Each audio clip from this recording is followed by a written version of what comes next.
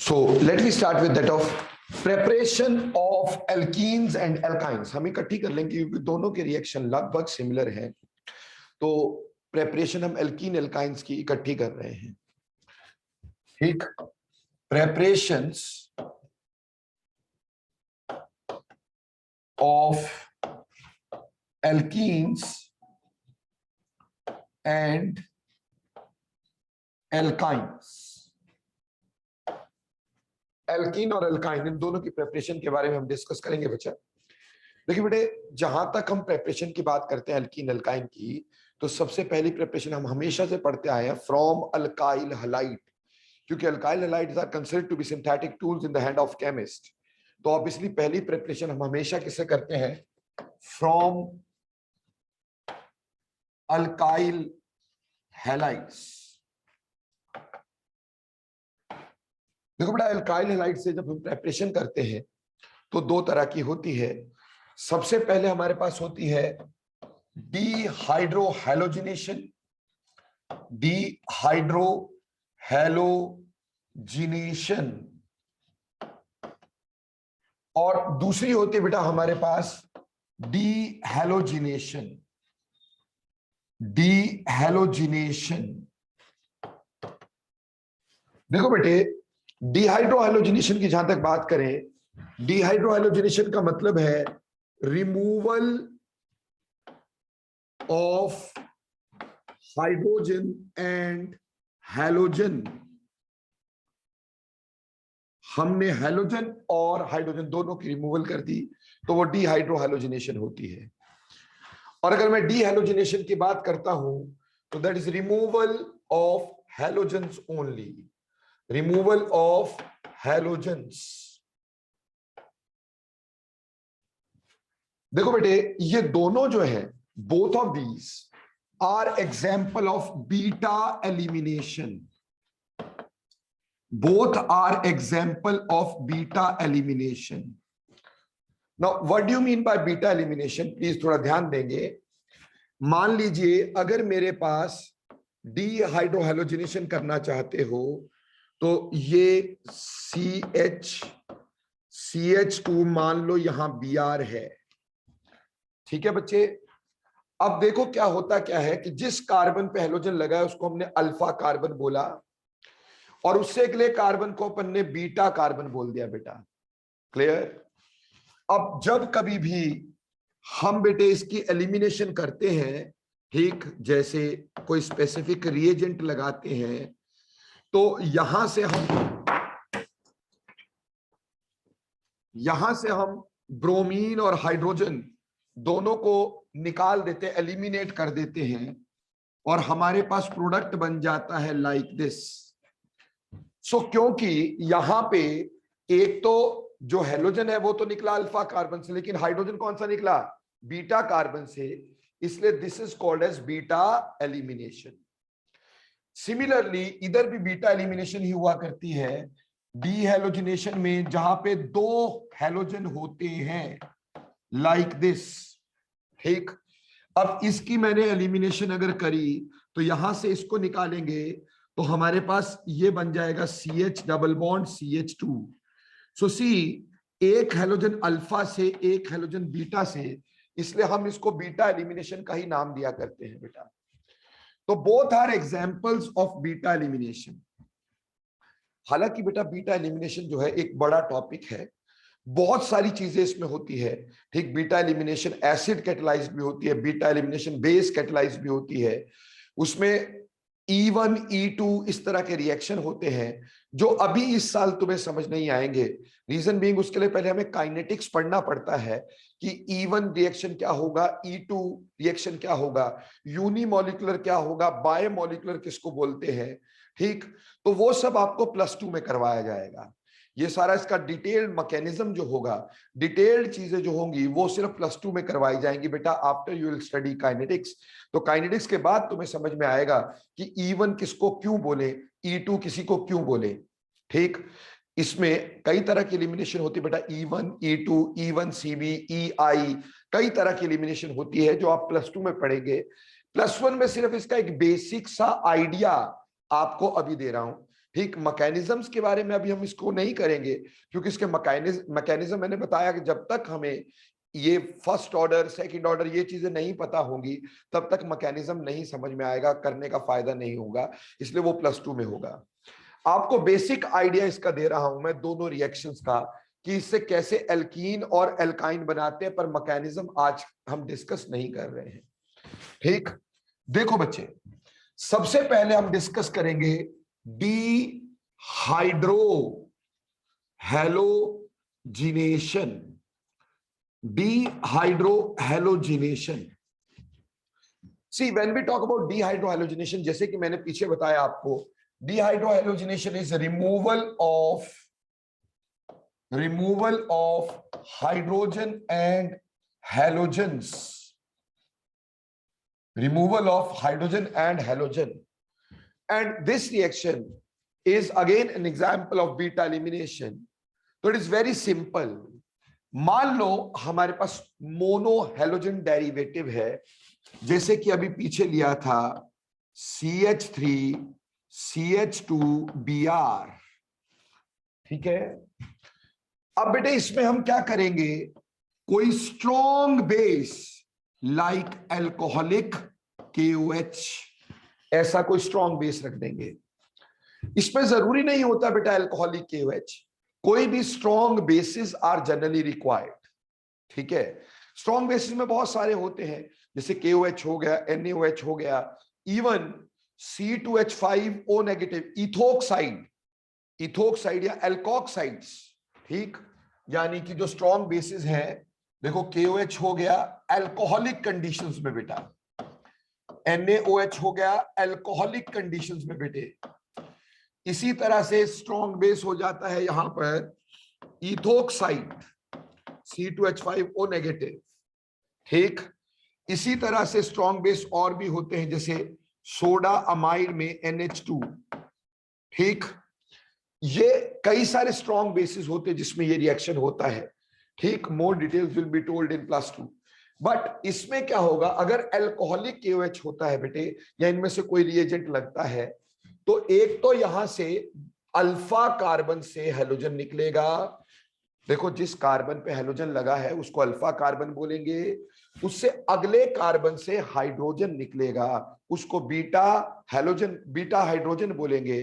तो beta hydrogen की elimination हो गई, इसलिए हमारे पास प्रोडक्ट यहां बना CH2CH2, और ये जो Br है वो किसका जुड़ेगा, मेटल के साथ, दैट इज KBr, और साथ में जो OH है वो यहां से क्या निकाल रहा है, H, तो हमारे पास बन गया वाटर। फर्स्ट ऑफ ऑल बोलो बेटा ये समझ में आया, बेसिक चीज समझ में आई कि नहीं आई? वेरी सिंपल है। तो देखो बेटे, अगर कोई बड़ा बड़ा एल्काइल हैलाइड होता है, से यहां पे मेरे पास समथिंग लाइक यू है, CH, इस H को मैं नीचे शो कर देता हूं CH2Br, और यहां पे बेटे मैं अल्कोहलिक KOH लगा देता हूं, ठीक। तो अगेन इन दोनों से हम H और Br निकालेंगे, एंड द प्रोडक्ट दस formed is CH3CH double bond CH2, साथ में निकला KBr और साथ में निकला वाटर। याद रखना बेटा, एक्वस KOH नहीं होना चाहिए, वो एक अलग रिएक्शन देता है, वो सब्स्टिट्यूशन देता है, ठीक। यहां अल्कोहलिक बेस चाहिए, ठीक, अल्कोहलिक KOH चाहिए जो एलिमिनेशन करेगा बेटे। क्लियर? अब देखो बेटे, यहां तो चलो ये तो समझ में आता है। मान लो अगर मेरे पास एक ऐसा करके हैलाइड है, this is a secondary halide, बेटा देखो मैंने ये 2H ऊपर जानबूझ के शो किए हैं। अब देखो बेटे ये अल्फा कार्बन हो गया, तो इसका बीटा कार्बन ये भी हो सकता है, next carbon is beta carbon, और इसका बीटा कार्बन ये भी हो सकता है। अब ऐसे केस में हमारे पास अगर मैं अल्कोहलिक KOH लगाता हूं तो दो चीजों की पॉसिबिलिटी है, या तो बेटा ये वाला Br और ये वाला H निकले, अगर ये दोनों निकलेंगे तो हमारे पास प्रोडक्ट बनेगा CH3CH double bond CH CH3, ये प्रोडक्ट हमारे पास बनेगा। पर बेटा एक काम ये भी तो हो सकता है कि ये वाला हाइड्रोजन निकल जाए। अगर ये हैलोजन और ये वाला हाइड्रोजन निकला तो डबल बॉन्ड यहां आएगा, यानी एक प्रोडक्ट हमारे पास ये भी बनेगा। Now the most important thing for you people, अब इन दोनों में से कौन मेजर होगा कौन माइनर होगा, यह बताना हमारे लिए बहुत इंपॉर्टेंट है। बेटा इस चीज को बताने के लिए यहां पे एक रूल लगाया जाता है, उस रूल को हम लोग बोलते हैं सेट-जेफ्स रूल। सेट-जेफ्स रूल। देखो बेटा सेट-जेफ रूल को कई किताबों में ऐसे जेट-सेफ रूल लिखा होगा, उससे फर्क नहीं पड़ता है बेटे, सेट-जेफ जेट-सेफ एक ही बात है, ठीक है। तो दोनों में से कुछ भी लिखा हो, कोई अलग अलग चीज नहीं है। अब सेट-जेफ रूल क्या कहता है, ये बेटे हमें प्रोडक्ट की ओरिएंटेशन बताता है। प्रोडक्ट की ओरिएंटेशन का मतलब जैसे दो एल्कीन बने या दो एक से ज्यादा एल्कीन बना तो कौन सा मेजर होगा कौन सा माइनर होगा, इस चीज के बारे में हमें यह बताता है। क्लियर? तो इसमें क्या होता है बेटा, सेट-जेफ रूल कहता है ठीक, इन डीहाइड्रोहैलोजिनेशन, इन डीहाइड्रोहैलोजिनेशन, in dehydrohalogenation, if more than one alkene is formed, one alkene is formed, always more alkylated alkene, alkylated alkene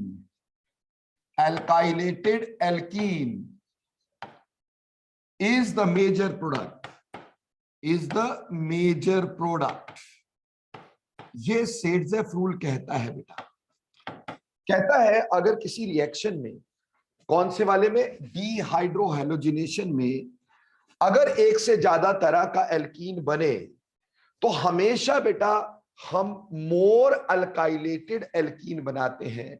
more alkylated alkene का मतलब है जिसमें एल्कीन के आसपास ज्यादा से ज्यादा अल्काइल ग्रुप लगे हुए हों। जैसे बेटा I will come back to the reaction जो हमने दिया था अभी आपको। इसमें आप देखो कि हमारे पास यहां पर दो एल्कीन बने हैं। अगर मैं इस एल्कीन पोर्शन को ऐसे एक बॉक्स में रख देता हूं, ठीक, तो मैं क्या देखता हूं कि अगर इस एल्कीन के आसपास देखो तो एक अल्काइल ग्रुप ये है, एक अल्काइल ग्रुप ये है, यहां पे दो अल्काइल ग्रुप्स हैं। जबकि इस एल्कीन में देखता हूं तो यहां पे सिर्फ एक ही अल्काइल ग्रुप है। ये मत सोचिएगा कि ये दो कार्बन है तो दो अल्काइल ग्रुप, ये पूरा कंप्लीट एक अल्काइल ग्रुप है।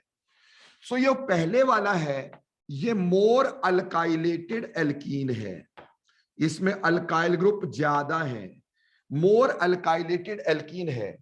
और ये जो दूसरा है वो लेस एल्काइलेटेड है, लेस एल्काइलेटेड है। तो बेटे इसको हम सेट-जेफ्स प्रोडक्ट बोलते हैं। जो मोर अल्काइलेटेड होता है उसको सेट-जेफ्स प्रोडक्ट बोलते हैं, और जो लेसर अल्काइलेटेड होता है उसको हॉफमैन प्रोडक्ट बोलते हैं, हॉफमैन प्रोडक्ट बोलते हैं। ठीक है जी। नो बेसिकली +1 के लिए अभी हम हॉफमैन प्रोडक्ट पे नहीं जा रहे हैं या हॉफमैन रूल पे नहीं जा रहे हैं, अभी सिर्फ सेट-जेफ रूल पढ़ रहे हैं।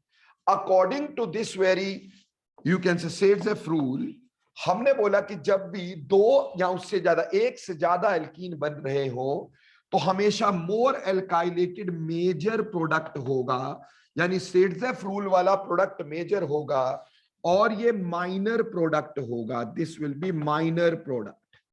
ठीक है बच्चे, तो सेट-जेफ रूल क्या होता है, क्या ये समझ में आया आपको कि अगर हमारे पास एल्कीन एक से ज्यादा बने तो मोर एल्काइलेटेड एल्कीन ही हमेशा मेजर होगा, ठीक, लेसर एल्काइलेटेड नहीं होगा। अब उसका रीजन क्या है बेटा, देखो सेट्जेफ रूल है तो उसका कोई रीजन होगा। रीजन क्या होता है बेटे, जैसा कि आप अच्छे से जानते हैं कि किसी भी एल्कीन की स्टेबिलिटी देखी जाती है on the basis of hyper conjugation. जहां हाइपर कॉन्जुगेशन ज्यादा होती है वहां एल्कीन की स्टेबिलिटी ज्यादा होती है।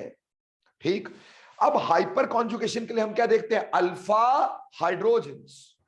अगर मैं इन दोनों एल्कीन की बात करूं, यहां पे कितने अल्फा हाइड्रोजन है, 3 यहां पर 3 यहां पर, यहां पे हमारे पास देखा जाए तो 6 अल्फा हाइड्रोजन है।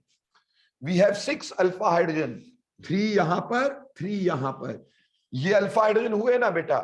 अब ये एल्कीन के साथ अगला कार्बन अल्फा कहला रहा है, तो ये अल्फा 3 यहां पे, अल्फा 3 यहां पर, तो 6 अल्फा हाइड्रोजन है यहां पर।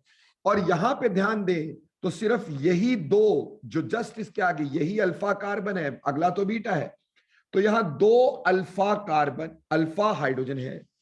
जैसा कि आप जानते हैं जितने ज्यादा अल्फा हाइड्रोजन होंगे हाइपर कॉन्जुगेशन उतनी ज्यादा होगी, हाइपर कॉन्जुगेशन जितनी ज्यादा होगी वो उतना ही स्टेबल होगा।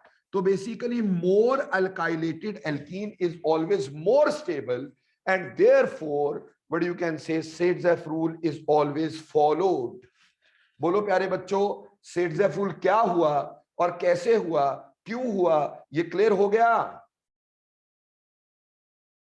डन मेरे प्यारे बच्चों।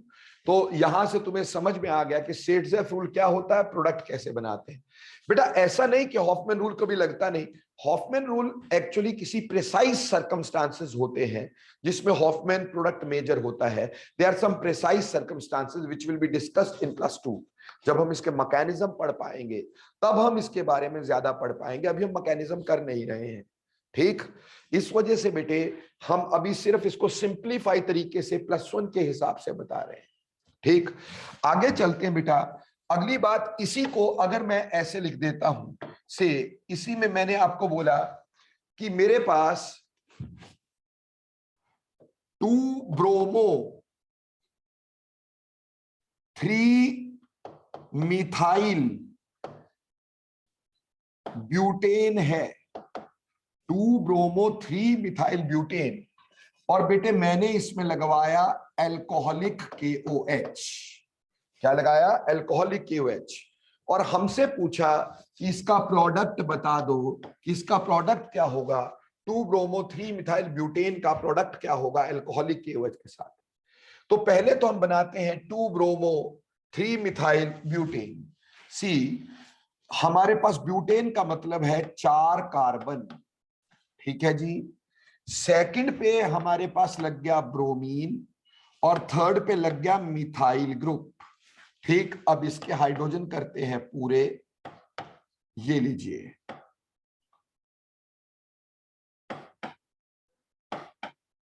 ये बन गया 2 ब्रोमो 3 मिथाइल ब्यूटेन। क्लियर? अब यहां पे सबसे पहली बात, this is your alpha carbon and this one is your beta carbon, this is also your beta carbon. तो जब हम इसमें एल्कोहलिक KOH लगाएंगे बेटे तो हमारे पास कौन से 2 प्रोडक्ट बन सकते हैं? या तो बेटे ये वाला Br, ये वाला Br जाए और यहां से H जाए। अगर ऐसा हुआ तो प्रोडक्ट बनेगा CH2 double bond CH single bond CH3H CH3, ये इधर वाला बना। बट अगर यहां वाला H जाएगा तो डबल बॉन्ड यहां आएगा, सो हमारे पास तब प्रोडक्ट क्या बनेगा बेटे? तब प्रोडक्ट बनेगा CH3 CH double bond C CH3 CH3। ठीक, अब इन दोनों में से कौन सा मेजर होगा, जल्दी बताएंगे क्या? Yes Vedansh, you are very right बेटा। ठीक, देखो अगेन वही बात, हम क्या करेंगे, सिंपली एल्कीन को ना डब्बे में लिख लिया करेंगे। ठीक, ये एल्कीन पार्ट को मैंने एक बॉक्स में लिख दिया। अब मुझे सिर्फ ये देखना था कि किसमें अल्फा हाइड्रोजन ज्यादा थे। बेटा यहां पे एक अल्फा हाइड्रोजन है, only there is 1 alpha hydrogen. जबकि यहाँ 3 3 6 3 9, यहाँ 9 अल्फा हाइड्रोजन है, ऑब्वियसली मोर एल्काइलेटेड है, तो more alkylated is always major product, ये मेजर होगा और ये माइनर होगा, and that is according to Saytzeff's rule, that is according to Saytzeff's rule, Saytzeff's rule. तो उम्मीद करता हूं सेट-ज़ेफ रूल समझ में आ गया और डिहाइड्रोहैलोजिनेशन में प्रोडक्ट निकालना आ गया तो फटाफट से यस लिखें, फिर आगे चलते हैं। मैं बार बार बोल रहा हूं बेटे, इसमें अभी मैकेनिज्म की डिस्कशन अभी नहीं की, इसमें भी रीअरेंजमेंट्स हो सकती हैं, पर वो तब होती है जब अपन मैकेनिज्म पढ़ लेंगे, उसके बाद क्लियर करेंगे, तो वो +2 में करेंगे। ठीक, नाउ बेटा यहां से हमने बनाया एल्कीन, पर हम प्रेपरेशन कर रहे हैं एल्कीन और एल्केन दोनों की प्रेपरेशन कर रहे हैं, एल्कीन और एल्काइंस। फॉर एल्काइंस, अगर एल्काइंस है, फॉर एल्काइंस, एल्काइंस की प्रेपरेशन के लिए we need डाइहैलोजन डेरिवेटिव। ठीक, यूज डाइहैलोजन डेरिवेटिव, यानी कि 2 हैलोजन होने चाहिए। पर बेटे जब 2 हैलोजन होते हैं ना, तो 3 तरह के डाइहैलाइड हमारे पास होते हैं। जब 2 हैलोजन होते हैं तो 3 तरह के डाइहैलाइड हमारे पास होते हैं। पहली तरह के, जिनको हम बोलते हैं विसिनल डाइहैलाइड्स, विसिनल डाइहैलाइड्स। ठीक, दूसरे होते हैं जैमिनल डाइहैलाइड्स, जैमिनल डाइहैलाइड्स। ठीक, तीसरे होते हैं बेटा जिसको हम बोलते हैं आइसोलेटेड डाइहैलाइड्स, आइसोलेटेड डाइहैलाइड्स। ठीक, विसिनल, जैमिनल और आइसोलेटेड डाइहैलाइड्स। ठीक है जी। नाउ विसिनल क्या होते हैं? देखो बेटा, विसिनल वी से शुरू होता है, तो वी क्या ऐसे लिखूंगा, ऐसे वी करता हूं मैं। ऐसे में कितनी उंगलियां खड़ी हुई बेटा? 2। तो 2 कार्बन पे हैलोजन लगे हैं, और क्या मैंने ये 2 उंगलियां खड़ी की, ये वी नहीं होता, ये यो हो जाता है ना भाई। ठीक, ये साथ वाली 2 उंगलियां खड़ी की है मैंने, यानी एडजेसेंट कार्बन पे 2 हैलोजन लगे होने चाहिए। ठीक, 2 halogens on adjacent carbons, vicinal का मतलब है 2 halogens on adjacent carbons. Adjacent carbon मतलब CH2Br और यहां पे भी CH2Br। ये एक विसिनल डाइहैलाइड है, 2 हैलोजन लगे हैं और वो भी एडजेसेंट कार्बन पर। तो मैंने बोला बहुत सिंपल है, vicinal starts from V and V looks like this. तो 2 उंगलियां खड़ी की, तो 2 कार्बन पे हैलोजन लगे हैं, और वो भी 2 साथ वाली उंगलियां खड़ी की है, तो 2 साथ वाले कार्बन पे हैलोजन लगे, उसको विसिनल डाइहैलाइड या सिंपली विस डाइहैलाइड बोल देते हैं। ठीक, वैसे ही जैमिनल डाइहैलाइड्स, बेटा जैमिनल डाइहैलाइड होते हैं जब हमारे पास 2 halogens on the same carbon होते हैं, 2 halogens on same carbon, 2 halogens on same carbons. बेटा सेम कार्बन पे 2 हैलोजन होते हैं, जैसे कि बेटे CH3 CH Br और Br, ये एक जैमिनल डाइहैलाइड है। This is a geminal डाइहैलाइड।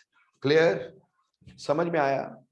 अब अगली बात, आइसोलेटेड डाइहैलाइड, बेटे जिसमें 2 हैलोजन लगे किसी अलग अलग कार्बन पर, और वो कहीं आपस में एडजेसेंट नहीं है, ठीक, दूर दूर है एक दूसरे से, जैसे CH2Br CH2 CH2 CH2Br, ये आइसोलेटेड डाइहैलाइड्स हैं। ये कैसे हैं? आइसोलेटेड डाइहैलाइड्स हैं। बेटे अगर हमें एल्काइंस बनाने हैं तो जनरली हम प्रेफर करेंगे विसिनल डाइहैलाइड को। हाँ, हम यहां पे जैमिनल डाइहैलाइड भी यूज कर सकते हैं, बट आइसोलेटेड डाइहैलाइड का यूज नहीं होगा, बट आइसोलेटेड डाइहैलाइड का यूज नहीं होगा।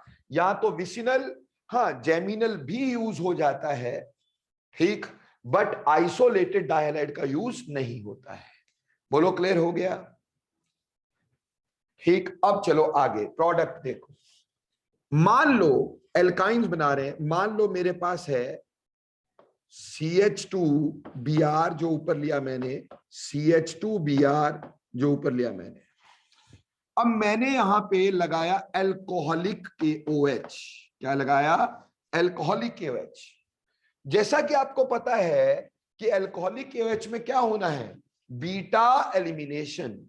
यानी पहले मान लो इस कार्बन से हेलोजन निकला और इस कार्बन से हाइड्रोजन निकला, ऐसे ही होगा ना बेटा। ये अल्फा हो गया कार्बन तो ये बीटा हो गया, अगर ये अल्फा हो गया तो ये बीटा हो गया। तो बेसिकली अगर यहां से हेलोजन तो यहां से हाइड्रोजन।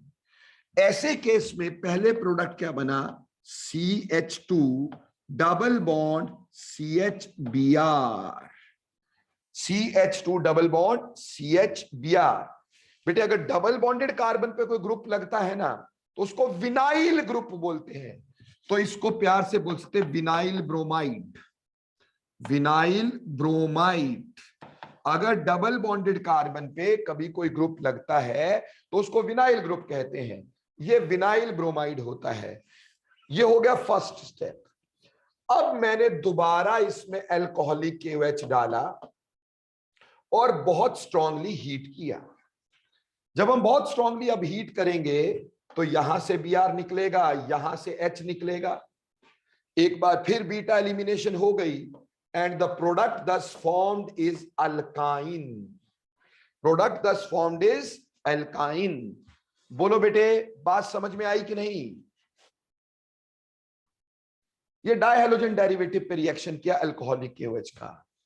पर प्यारे बच्चों बेसिकली विनाइल ब्रोमाइड जो होता है ये बहुत स्टेबल होता है, इससे अगला रिएक्शन थोड़ा डिफिकल्ट होता है।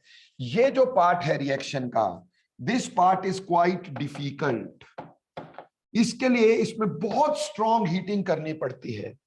अब ये ऐसा क्यों है कि विनाइल हलाइड क्यों ज्यादा स्टेबल है? देखो बेटे अगर मैं कोई विनाइल हलाइड बनाता हूं CH2 डबल बॉन्ड CH और यहां पे Br लगाया, Br पे आपको पता है कि लोन पेयर्स होंगे कितने? 3 लोन पेयर, क्योंकि 7 इलेक्ट्रॉन होते हैं ना हेलोजन में, एक बॉन्ड में आ गया बाकी 6 रह गए। No is there a conjugation? Double bond, single bond, lone pair, क्या यहां कॉन्जुगेशन है?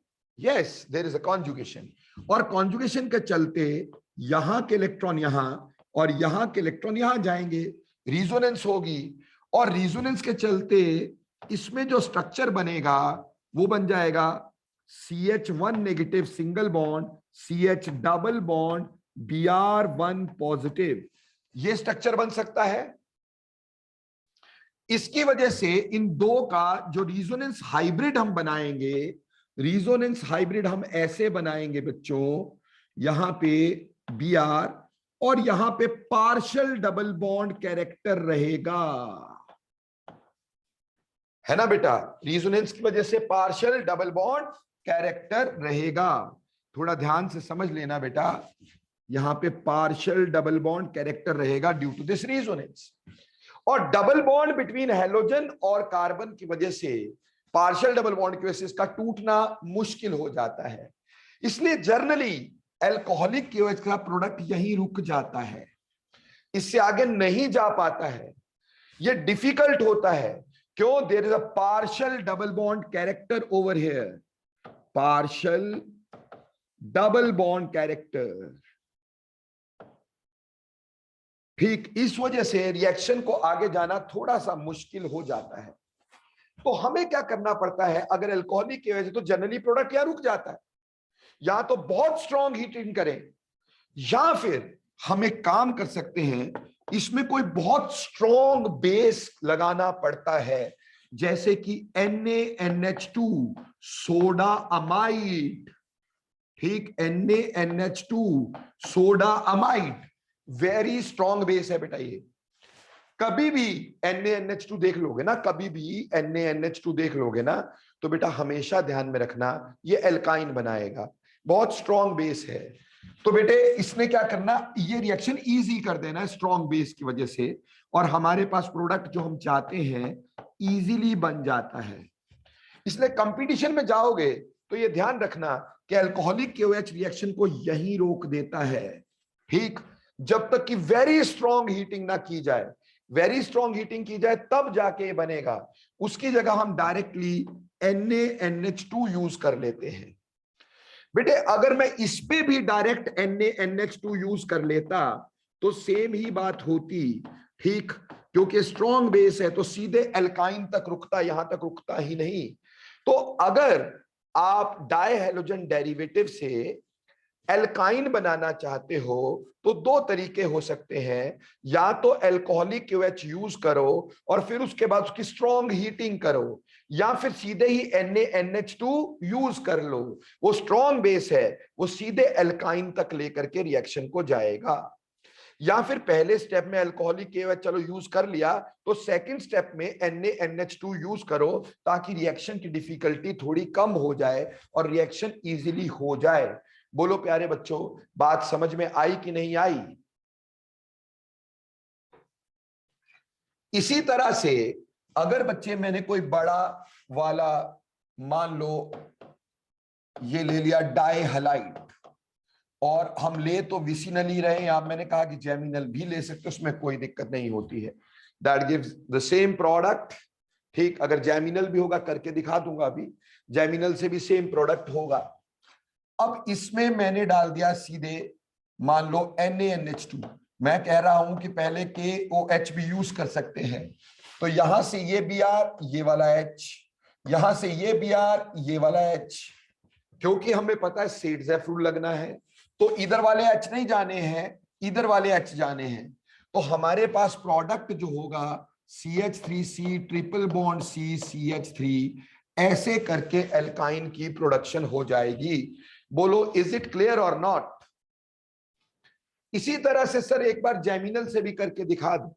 बेटा अगर जेमिनल भी होता, से मेरे पास होता CH3 CH, इसको अगर मैं ऐसे लगा दूं CHH, चलेगा, यहां CBr, यहां पे भी CBr, यहां CH3, ठीक, this is a geminal halide, ये एक जेमिनल डाई हैलाइड है, जेमिनल डाई हैलाइड।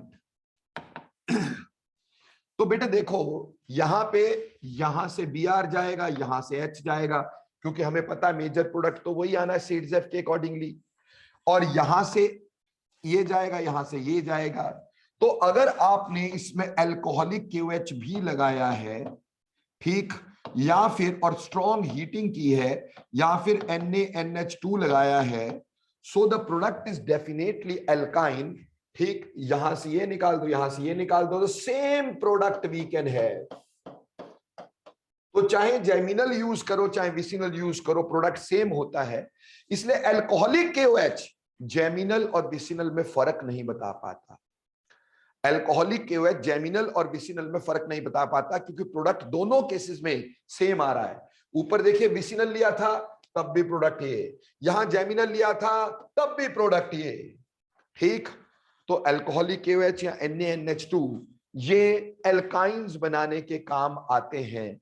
तो बोलो डीहाइड्रोहैलोजिनेशन का आपको समझ में आया कैसे होता है, बीटा एलिमिनेशन कैसे है, सेट रूल कैसे लगता है, कैसे एल्कीन बनता है, कैसे एल्काइन बनता है। उम्मीद करता हूं ये सारी बातें आपको प्यार से क्लियर हो गई होंगी, ठीक। अब चलते आगे बेटे जी, अगली बात हमारे पास आएगी डीहैलोजिनेशन। दूसरा तरीका हमने बताया था dehalogenation. Now what the hell is dehalogenation? क्या मतलब होता है डीहैलोजिनेशन का? What do you mean by dehalogenation? बेटा डीहैलोजिनेशन का मतलब है हैलोजन की रिमूवल। डीहैलोजिनेशन मतलब हैलोजन की removal, removal of halogen, so that is dehalogenation. तो जब हम डीहैलोजिनेशन की बात करते हैं, रिमूवल ऑफ हैलोजन की बात करते हैं, तो डीहैलोजिनेशन कैसे की जाती है बेटे? देखो बेटे, इसमें आपको चाहिए ही क्या? You need dihalide, use dihalide, and definitely isolated नहीं यूज होगा। ठीक, मान लो हमने यहां पे CH2Br लिया, CH2Br लिया, ठीक, और इसमें हमने लगाया जिंक। देखो बेटे, जिंक का काम ही सुन लो ध्यान से। कभी भी जिंदगी में अकेला जिंक लगा हुआ देखो तो उसका काम होता है इलेक्ट्रोनेगेटिव एलिमेंट को रिमूव करना। अकेला जिंक होगा तो क्या काम होगा? इलेक्ट्रोनेगेटिव एलिमेंट को रिमूव करना। तो यहां इलेक्ट्रोनेगेटिव एलिमेंट कौन सा है? ब्रोमीन। और जिंक की वैलेंसी कितनी होती है? 2। तो बेटा जी यहां से इसको बाहर निकाल दो और हमारे पास एल्कीन बना लो लाइक दिस, और बाहर निकला ZnBr2। So this is dehalogenation, halogen की रिमूवल। इसी तरह से बेटे अगर मान लो CH3 और हमारे पास यहां पे CHBr और यहां पे भी CHBr है और यहां CH3 है, इसको बेटे अपन जिंक के साथ रिएक्ट करवाते हैं, तो अगेन यहां से इसको बाहर निकालें इसके साथ, and then the product is CH3C। यहां पे क्या आ जाएगा बेटे आपका? CH double bond CH3। तो एल्कीन की फॉर्मेशन हो जाती है। बोलो ये भी क्लियर है? सर एक बार जिंक का काम बता दो। बेटे जिंक का फंक्शन है इलेक्ट्रोनेगेटिव एलिमेंट को बाहर निकालना। कभी भी जिंक अकेला लगा होगा तो उसका एक ही काम है, दैट इज इलेक्ट्रोनेगेटिव एलिमेंट को बाहर निकालना। तो जिंक इलेक्ट्रोनेगेटिव एलिमेंट को बाहर निकालता है, गॉट इट और नॉट? ओके। नाउ अगर फॉर एल्काइंस अगर इसी से एल्काइन बनाने होंगे, for alkyne we have to use tetrahalide, use टेट्राहेलाइड्स।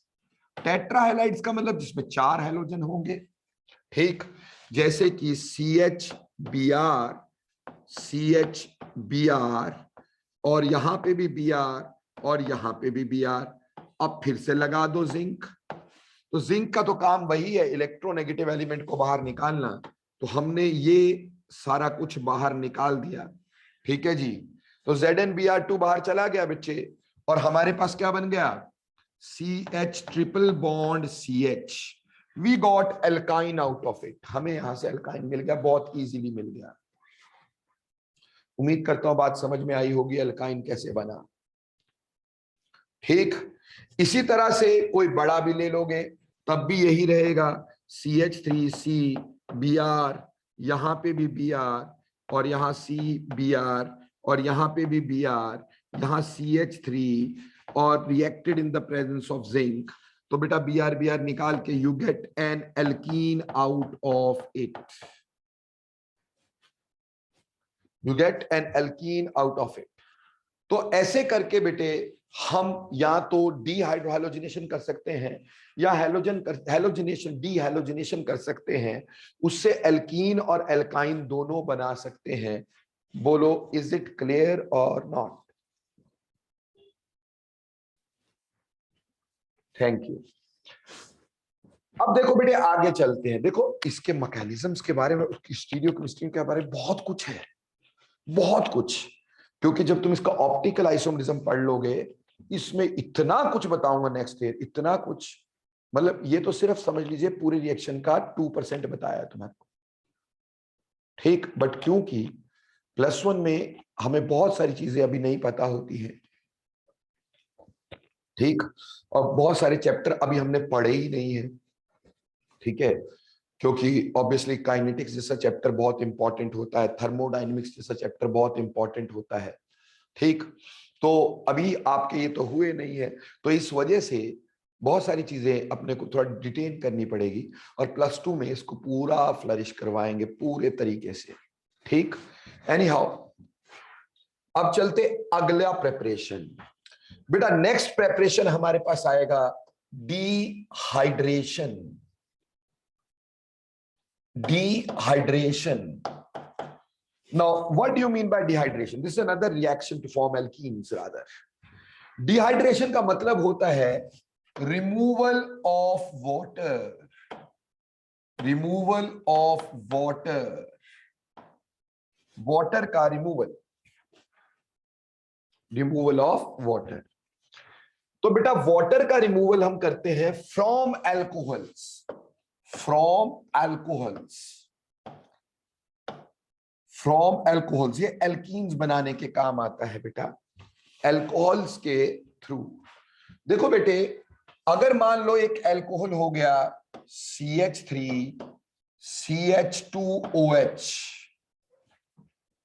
ठीक बेटे, अगर मैं इसको यहां पे 2 लिख के यहां H बाहर लिख दूं तो कोई दिक्कत तो नहीं है ना. बात तो वही है CH3OH. अब मैंने क्या किया, यहां पे कॉन्सेंट्रेटेड H2SO4 का यूज किया. आपको पता है स्ट्रॉन्ग एसिड हमेशा डिहाइड्रेटिंग एजेंट होता है, और यहां पे एक स्पेसिफिक टेम्परेचर का यूज होता है 443 केल्विन. ठीक, अ स्पेसिफिक टेम्परेचर. ये टेम्परेचर बेस्ड रिएक्शन है. 443 केल्विन पे ही इससे एल्कीन बनते हैं. Again this is giving us H and OH. Water is removed and you will be getting CH2 double bond CH2. Alkene is formed and water which is formed will be absorbed by H2SO4. ठीक है जी. So ये dehydration हो गई.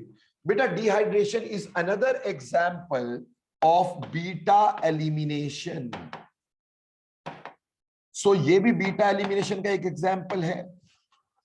क्योंकि ये beta elimination का एक example है तो इसके डिटेल नेक्स्ट ईयर ही होंगे.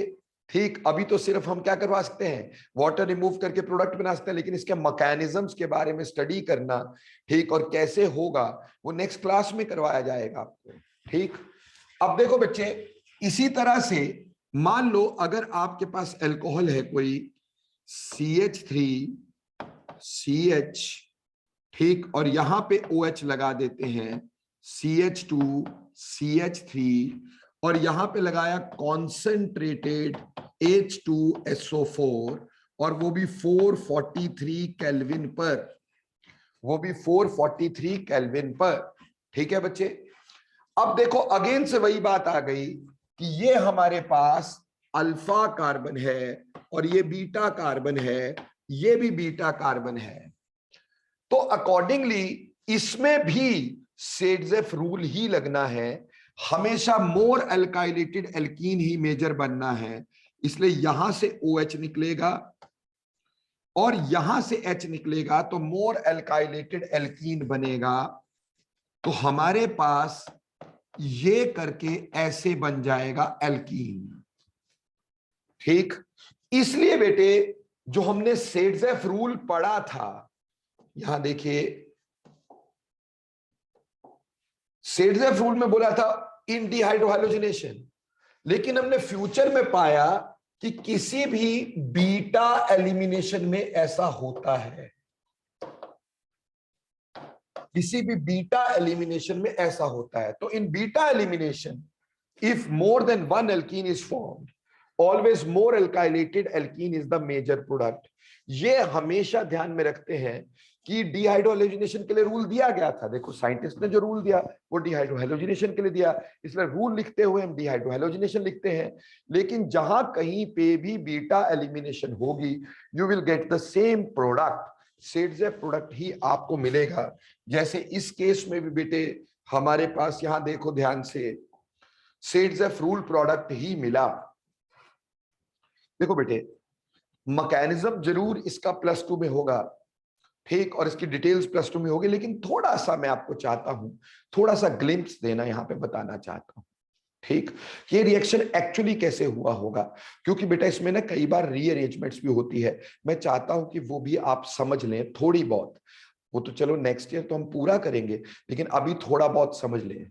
ठीक, तो ये हमारे पास डिहाइड्रेशन के लिए, चलिए डिहाइड्रेशन के मैकेनिज्म को समझने के लिए मैं आपको बताता हूं इसका mechanism.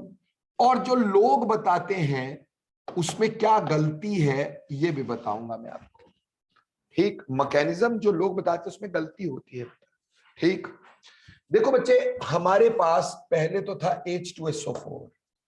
So H2SO4 will break up into H positive and HSO4 negative. क्योंकि ये कॉन्सेंट्रेटेड होता है तो कॉन्सेंट्रेटेड ऐसे टूटता है। अगर ये डाइल्यूट होता तो 2 H निकलते और HSO4 की जगह SO4 2 नेगेटिव बनता, लेकिन कंसंट्रेटेड से पहले एक H ही मिलता है। अब रही बात, दूसरी बात हमारे पास थी अल्कोहल। ये अल्कोहल था हमारे पास और इसके ऊपर अटैक करेगा H पॉजिटिव। आप जानते हैं H पॉजिटिव इस भूखा नंगा, इजंट इट? इसके पास तो इलेक्ट्रॉन है ही नहीं, तो ये अटैक कहां करेगा? जहां इलेक्ट्रॉन प्रेजेंट होंगे। अब इलेक्ट्रॉन कहां प्रेजेंट होंगे? They will be on the lone pair of alcohols. They will be on the lone pair of alcohol. ठीक है, OH के लोन पेयर पे। तो H पॉजिटिव का अटैक जैसे यहां हुआ, हमारे पास बना CH3 CH2 OH H1 positive. ठीक है बच्चों, क्लियर हो गया कि नहीं हो गया? देखो बेटे, जो आपको लोग बताएंगे मैकेनिज्म, ठीक, वो क्या बताएंगे? वो ये बताएंगे कि अब यहां से वाटर निकला और CH3 CH2 1 पॉजिटिव, ये कार्बोकटायन की फॉर्मेशन हो गई। किसकी फॉर्मेशन हो गई?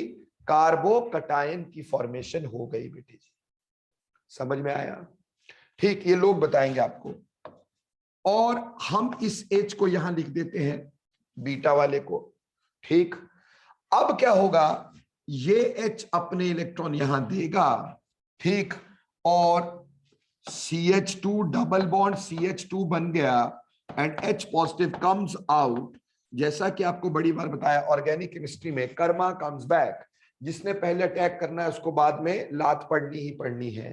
तो H पॉजिटिव बाहर आके ये एल्कीन बनाते हैं। लोग ये मैकेनिज्म बताते हैं कार्बोकटायन के थ्रू। लेकिन मैं बता देना चाहूंगा, कार्बोकटायन डेफिनेटली तब बनता है अगर हमारे पास सेकेंडरी या टर्शरी हैलोजन हो, क्योंकि उसमें एक स्पेसिफिक इवन टाइप रिएक्शन होता है। एक्चुअली यहां पर प्राइमरी जब होते हैं, प्राइमरी अल्कोहल जब होते हैं, तो प्राइमरी अल्कोहल में E2 टाइप यानी कि एक स्पेसिफिक रिएक्शन होता है जिसमें कार्बोकटायन नहीं बनता अगर प्राइमरी हो। तो ये साइमल्टेनियस स्टेप होता है एक्चुअली में, यहां के इलेक्ट्रॉन यहां और यहां के इलेक्ट्रॉन यहां। तो इसमें कार्बोकटायन की फॉर्मेशन नहीं होती, ऐसे एल्कीन बनता है और वाटर और H पॉजिटिव साइमल्टेनियसली निकल जाता है। ठीक, ये एक्चुअली सोच है लोगों की और एक्चुअली ये सच्चाई है बेटा। समझ में आई मेरी बात? क्लियर? फिर ऐसे करके, क्योंकि ये रिएक्शन बेसिकली एक स्पेसिफिक मैकेनिज्म होता है E2, उसमें कार्बोकटायन की फॉर्मेशन नहीं होती, पर ये तब लगता है for primary alcohols only.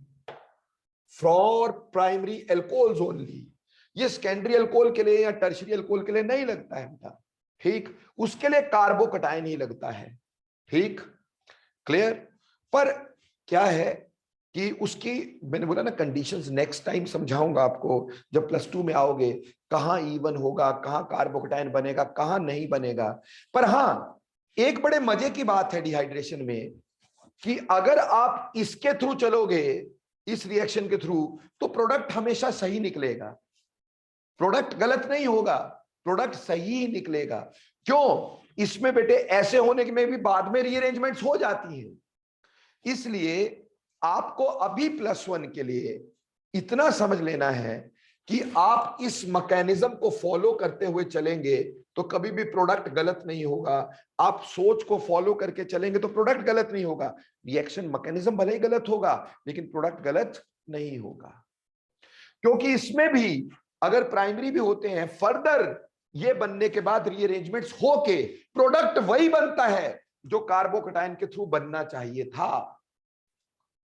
Sir पहेलियां बुझा रहे हो, कुछ समझ नहीं आ रहा है। ध्यान देंगे। ये तो मैकेनिज्म मैंने ऐसे बता दिया। अब मान लो मेरे पास एक इस तरह का अल्कोहल है, 3-मिथाइल ब्यूटेन 2-ओल, 3-मिथाइल ब्यूटेन 2-ओल, ठीक ये है। और मैंने आपको कहा कि इसमें कॉन्सेंट्रेटेड H2SO4 डालें और वो भी 443 केल्विन पर डालें और इसका प्रोडक्ट बता मरे। हाँ जी, प्रोडक्ट बताना इसका। अब देखो भाई, हमारे पास है ब्यूटेन। ब्यूटेन का मतलब क्या होता है? सी सी, यहां पे भी सी, यहां पे भी सी। और 2 नंबर पे बोला ओल है और 3 नंबर पे बोला मिथाइल है। बाकी जगह पे एच लगाने हैं। यहां 3 एच, यहां पे 1 एच, यहां पे भी 1 एच, यहां 3 एच। ठीक, अब ध्यान से देखना इसका प्रोडक्ट कैसे निकालेंगे बेटे। देखो बच्चे, इसमें क्या होगा, हमने पहले H पॉजिटिव का अटैक करना है और कहां करना है वो तो हमें पता ही है, हमें यहां करना है। ठीक, हमें इसका अटैक इस पर्टिकुलर लोन पेयर पे करना है। इस पर्टिकुलर लोन पेयर पे अटैक करते ही हमारे पास बना CH3COH1 पॉजिटिव HCH3HCH3। बेटा जब प्रोटोन इसका जुड़ जाता है इसको बोलते प्रोटोनेटेड अल्कोहल। प्रोटोनेटेड अल्कोहल, ऐसा अल्कोहल जिसने प्रोटोन ले लिया है। ठीक है, अब बेटे ये वाटर का कंपोनेंट बन गया और हमारे पास यहां एसिड है। एसिड का काम होता है वाटर को एब्जॉर्ब करना।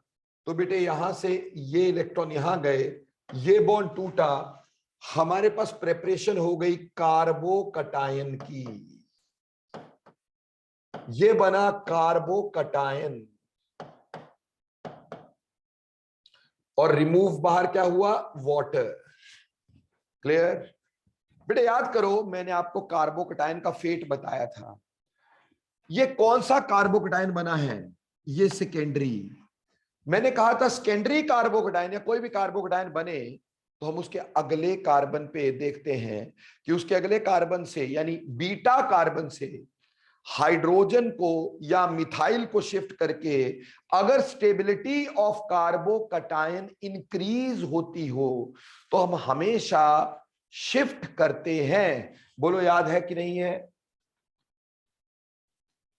तो ऑब्वियसली यहां पे अगर मैं इस H को यहां शिफ्ट कर देता हूं तो मेरे पास बन जाता है CH3 CH2 CH3 CH3 1 positive. So this changes to tertiary carbocation. That was a secondary one and this changed to tertiary carbocation and this is called as hydride shift. Hydride shift. बोलो मेरे प्यारे बच्चों, आपको hydride shift करवाया था कि नहीं करवाया था मैंने? ठीक, तो ये हाइड्राइड शिफ्ट हो गया। अब जब हाइड्राइड शिफ्ट हो गया उसके बाद अब प्रोडक्ट बनाना है। अब इसके बीटा कार्बन कौन कौन से? This is beta, this is beta, this is beta. Obviously H यहां से भी जा सकते हैं, यहां से भी जा सकते हैं, यहां से भी जा सकते हैं, but according to Said's rule the more alkylated alkene will be formed by this hydrogen donation. तो यहां से अगर इस H के इलेक्ट्रॉन चले जाएं तो CH3 CH double bond CH3 CH3 बनेगा और H positive will be given of. बोलो बेटे प्रोडक्ट समझ में आया कि नहीं आया?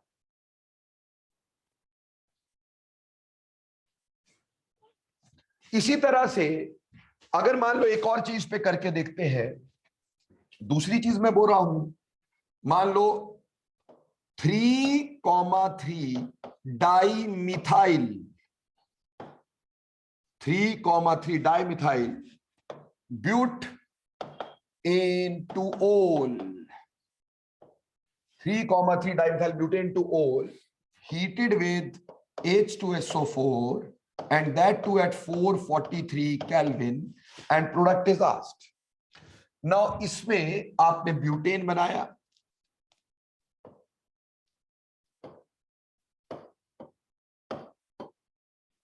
ठीक, और सेकंड कार्बन पे OH लगाया, थर्ड कार्बन पे CH3 और CH3 लगाया क्योंकि डाइमिथाइल बोला गया था। अब वैलेंसी पूरी करने के लिए यहां पे CH3, यहां H, यहां CH3 होगा। अब इसमें पहले अटैक किसका होगा? H पॉजिटिव का होगा, और कहां होगा बेटे? लोन पेयर पे होगा, ठीक। इस लोन पेयर का यहां अटैक हो गया, यानी H पॉजिटिव का लोन पेयर पे अटैक होके पहले बना प्रोटोनेटेड अल्कोहल लाइक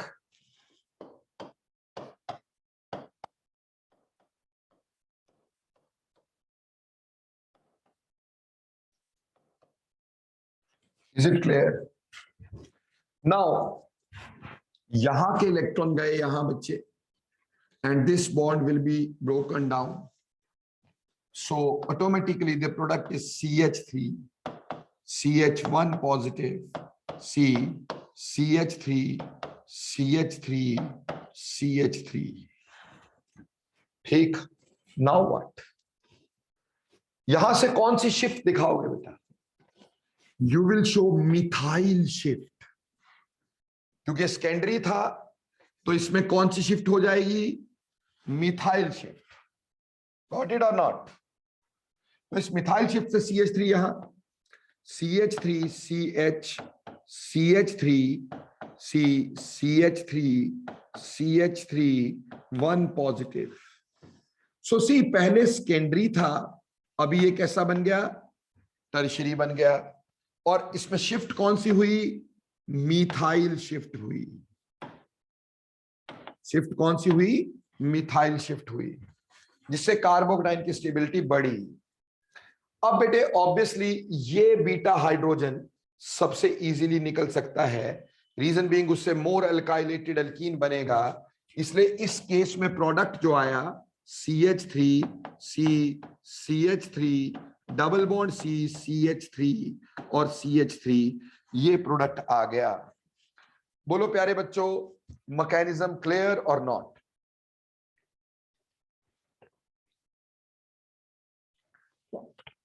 सौम्य आपको समझ में आया बिटिया?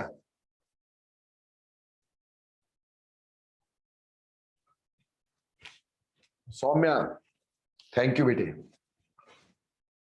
ओके, तो ये तो था बेटे हमारे पास इसका मैकेनिज्म। तो ये डिहाइड्रेशन की एल्कोहल्स की, इससे हमने एल्कीन बना दिए, ठीक।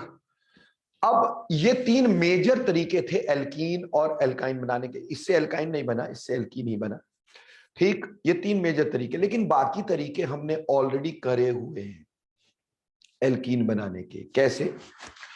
देखो बेटे, एल्कीन के लिए या एल्काइन के लिए एक और चीज हमने की थी, कॉल्ब इलेक्ट्रोलिसिस। कॉल्ब्स इलेक्ट्रोलिसिस, तुम्हें याद होगा कॉल्ब इलेक्ट्रोलिसिस में एल्कीन बनाने के लिए मैंने स्पेसिफिकली लिया था सोडियम सक्सिनेट।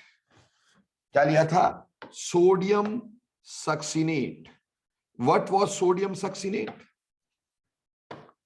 यानी ये सक्सिनिक एसिड का सॉल्ट, ये सक्सिनिक एसिड का सॉल्ट बेटे, ये अभी करवा चुका हूं मैं, ठीक। ये एल्केन की प्रेपरेशन में पहले करवा दिया था मैंने। Sodium succinate, got it?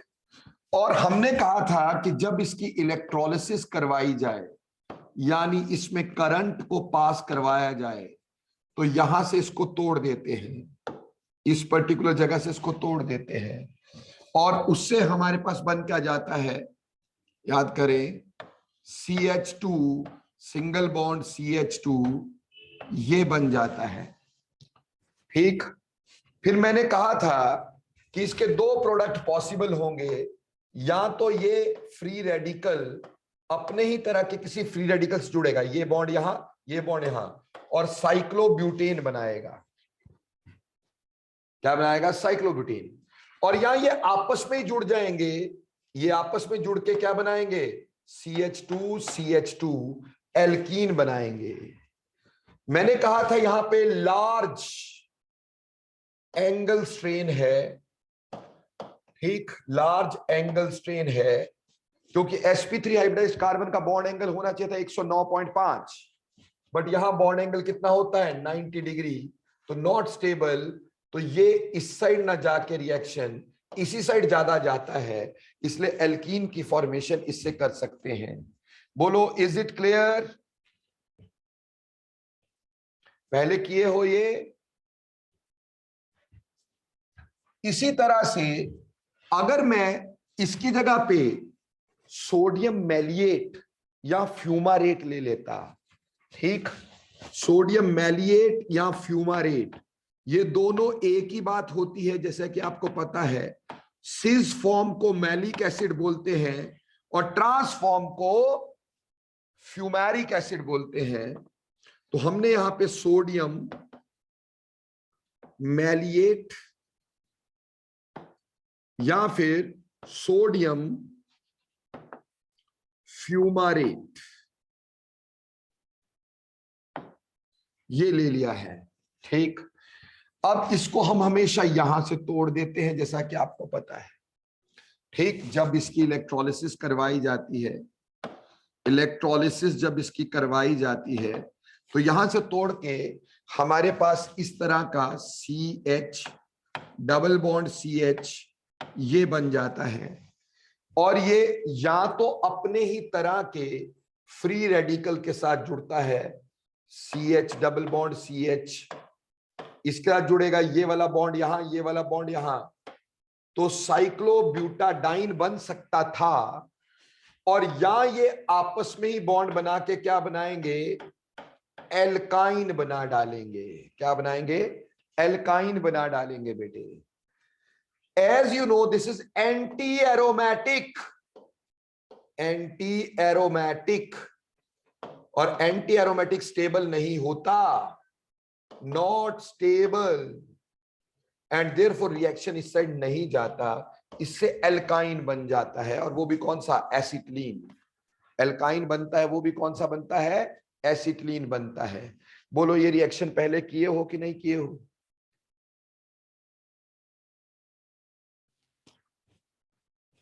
अब बेटे इससे तो सिर्फ एसिटिलीन बना, अब मैं चाहता हूं कि मैं कोई बड़ा एल्काइन बनाऊं, बड़ा आदमी, बड़ा काम करना चाहता हूं, बड़ा एल्काइन बनाना चाहता हूं, एसिटिलीन से नहीं। तो इससे तो नहीं बनेगा, पर मैं इससे एसिटिलीन बना के आगे चलूंगा। मैंने ले लिया एसिटिलीन।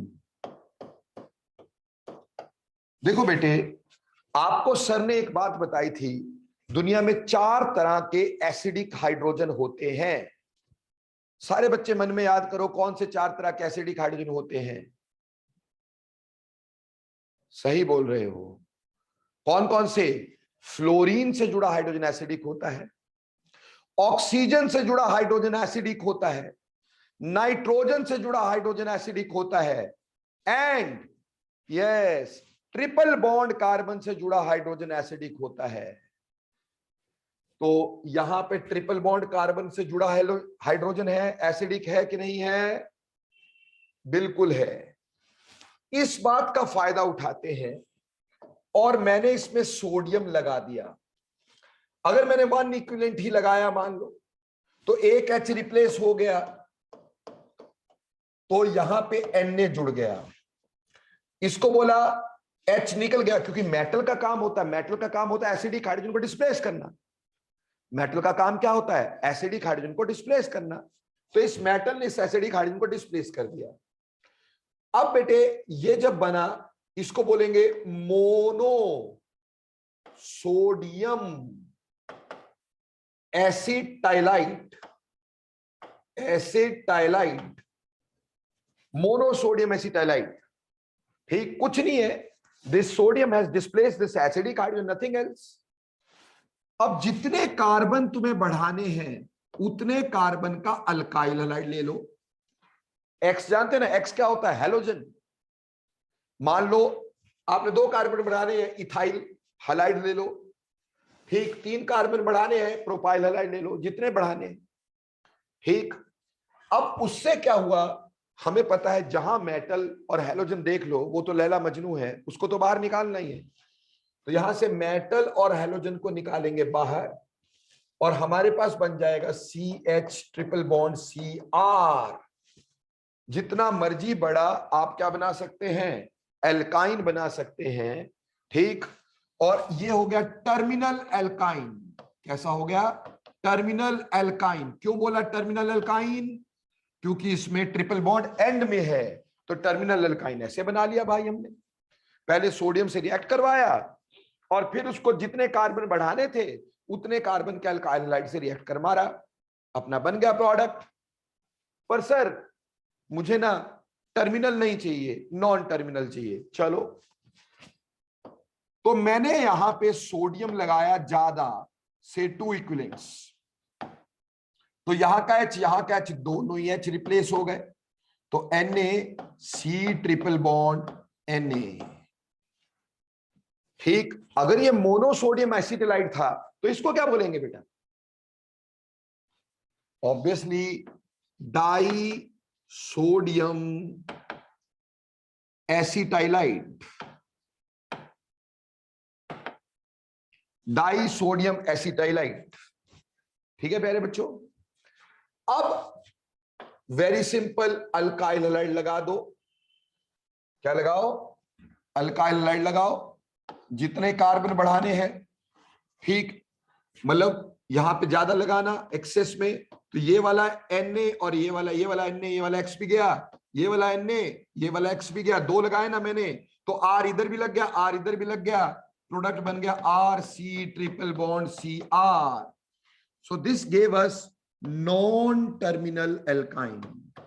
Non terminal alkyne. बोलो प्यारे बच्चों, बात समझ में आई कि नहीं आई, कि पिछली भी चले गई? जल्दी बोलना, यस और नो।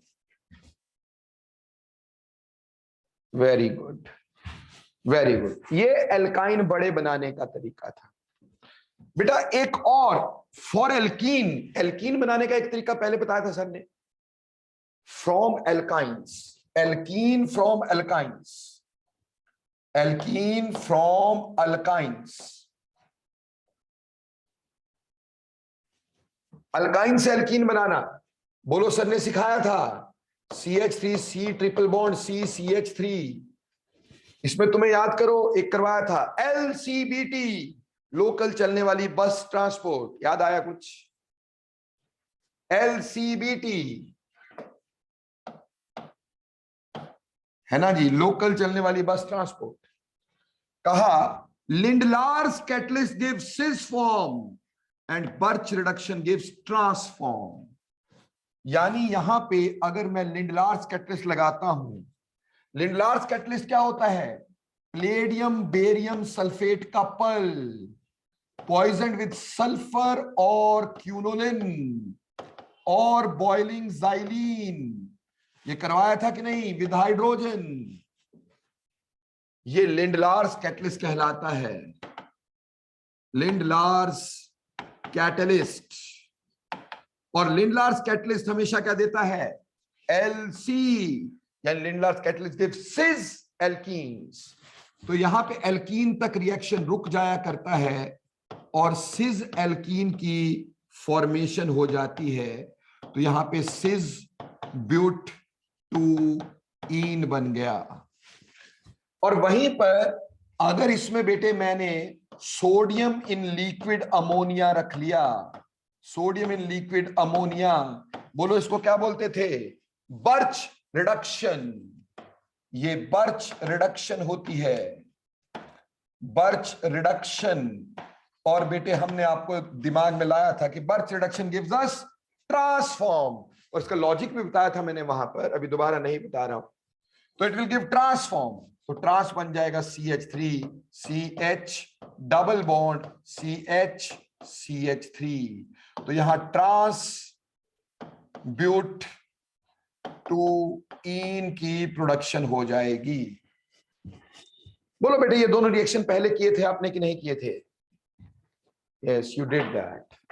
ठीक, तो बर्च रिडक्शन और साथ ही में हमने क्या किया, लिंडलार्स कैटलिस्ट में एलसीबीटी ध्यान में रखा। एलसीबीटी का मतलब Lindlar's catalyst gives a cis form. मैंने बोला ऐसे याद रखना, लोकल चलने वाली बस ट्रांसपोर्ट, ठीक, कि अगर एल्काइन से एल्कीन तक जाना है तो लोकल चलने वाली बस ट्रांसपोर्ट में जाना पड़ेगा, और उसमें लिंडलार्स कैटलिस्ट क्या करेगा, सिस फॉर्म देगा। बर्च रिडक्शन क्या देगा, ट्रांस। लिंडलार्स कैटलिस्ट जो होता है वो किसको कहते हैं, वो होता है पैलेडियम बेरियम सल्फेट का पॉइजन विद सल्फर और क्यूनोलिन। और बर्च रिडक्शन किसको कहते हैं, sodium and liquid ammonia. Sir मेरे पेपर में ना लिथियम एंड लिक्विड अमोनिया लिखा था, एक ही बात हुई ना। ठीक, तो ये थी बेटा preparations of alkene and alkyne. ठीक, एक लास्ट बात, लेबोरेटरी प्रेपरेशन के बारे में थोड़ा सा डिस्कस करता हूं। एल्काइन की और एल्केन की लेबोरेटरी प्रेपरेशन, लेबोरेटरी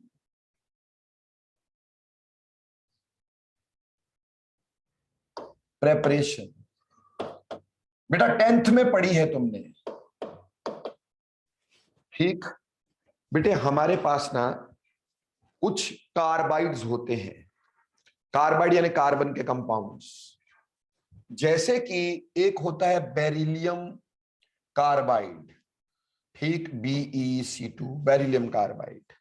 ऐसे aluminium carbide Al2 Al4C3 aluminium carbide, ठीक है जी। ऐसे ही बेटे हमारे पास होता है कैल्शियम कार्बाइड CaC2, ऐसे ही मैग्नीशियम कार्बाइड Mg2C3। ठीक बेटे, ये जो पहले हैं बेरिलियम कार्बाइड और aluminium carbide, they are called as methanides. Methanides, why? Because on their hydrolysis, water डालने पे ये मीथेन देता है। On hydrolysis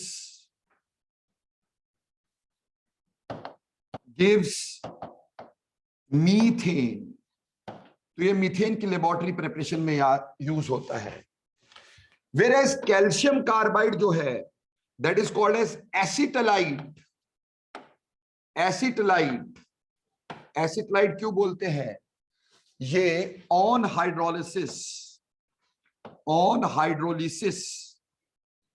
gives acetylene. On hydrolysis gives acetylene. और बेटे जो मैग्नीशियम कार्बाइड होता है इसको अलाइलाइड भी बोलते हैं, because this is on hydrolysis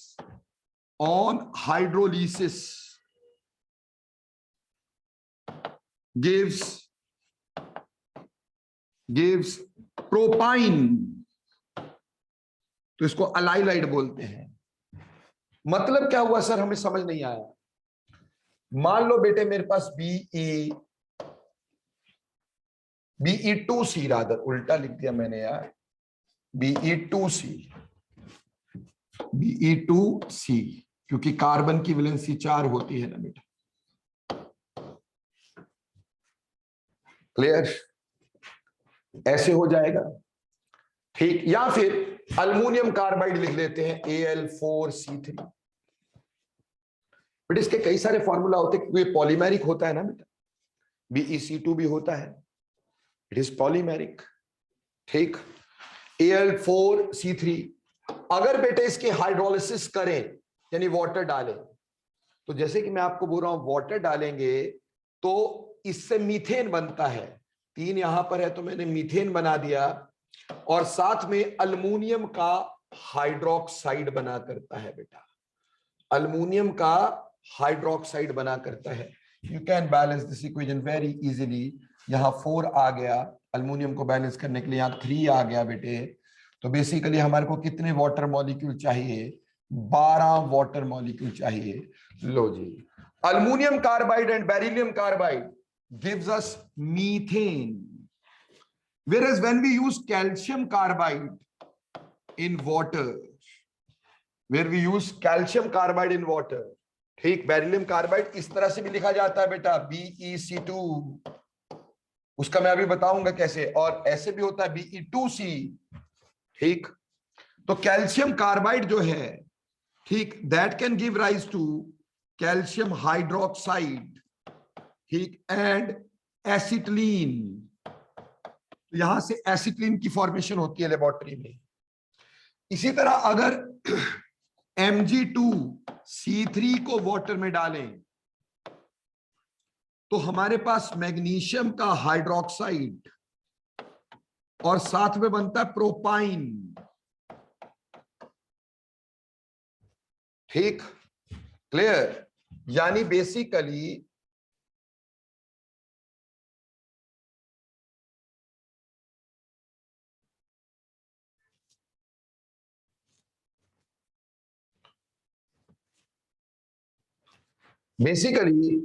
aluminum carbide and beryllium carbide on hydrolysis give methane, calcium carbide on hydrolysis give acetylene, ठीक, एंड उसी तरह से मैग्नीशियम का carbide gives propyne.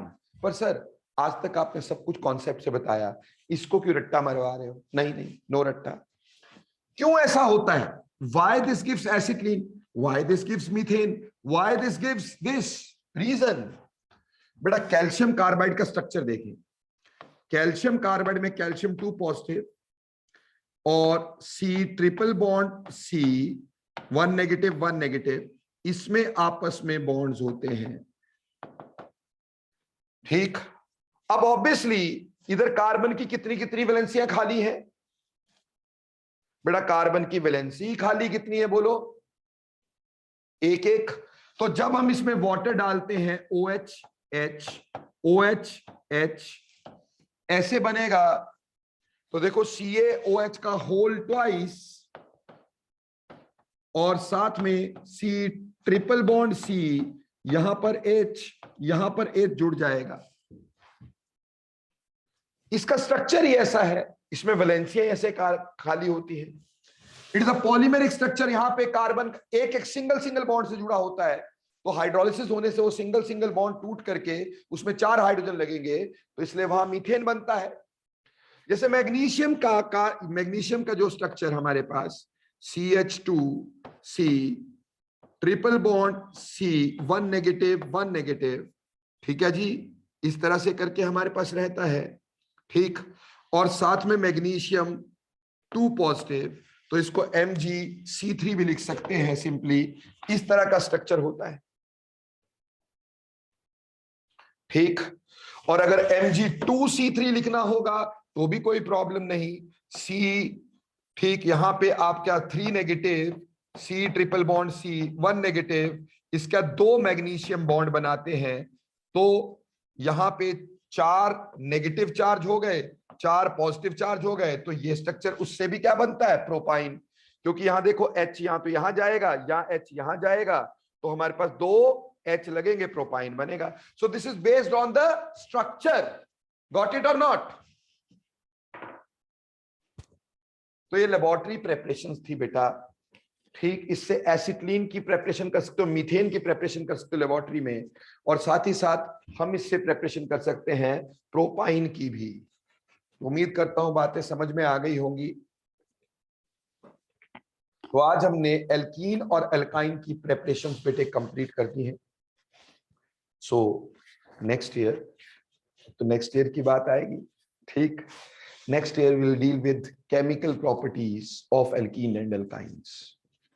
So thanks a lot, hopefully आपको समझ में आ गया होगा, ठीक। कोई दिक्कत हो तो पूछ सकते हैं राइट नाउ।